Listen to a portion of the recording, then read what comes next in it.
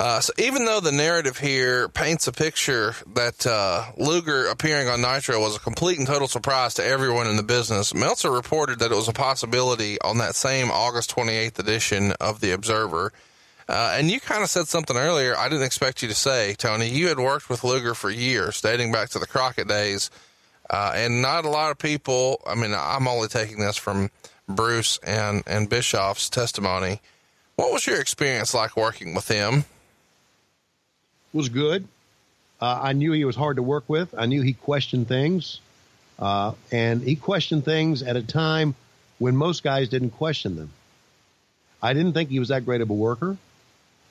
He was okay as on the stick, not great. But his look was phenomenal. Yeah. Was absolutely phenomenal. When Luger first arrived on the scene at Jim Crockett Promotions, no one looked like him. Right. No one even came close to looking like him. So he got to where he got basically on his looks, not on his workability, and certainly not on his talk, and certainly not on his ability to help things, to do things like they wanted. He was kind of an anomaly because he became a star without the attributes of a star, with the exception of the look.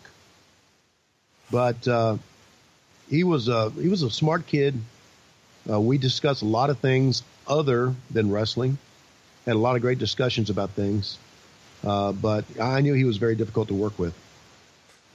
And he's kind of an oddity in the industry. For sure. I mean, he's a different person now. He couldn't be, nicer. And I recommend that everybody go check out his interview with Eric Bischoff right here on MLW Radio. He did a two-parter. Part 2 is amazing. Not to say part 1's not any good, but part 2 is really, really good stuff.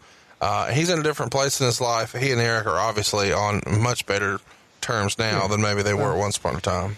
Well, time heals all. I know that. Luger was a teammate in college football of University of Georgia head coach Mark Richt. They went to Miami together, and Mark Richt and I became very close friends over the years that he was the head coach at University of Georgia, because I did his morning show for like 10 years.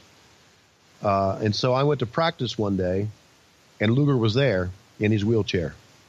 And from what I remember of him, both as a person and physically, to see Luger like that was one of the most incredible scenes in my life, from what he was to what he became.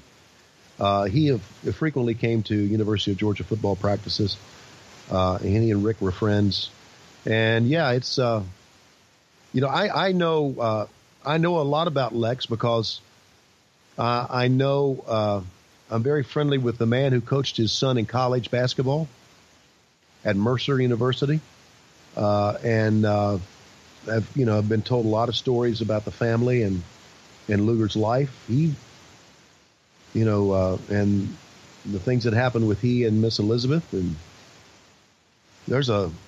I would think on MLW Radio, there's room for a third segment of that interview based on his life and what's going on with him. No doubt about it.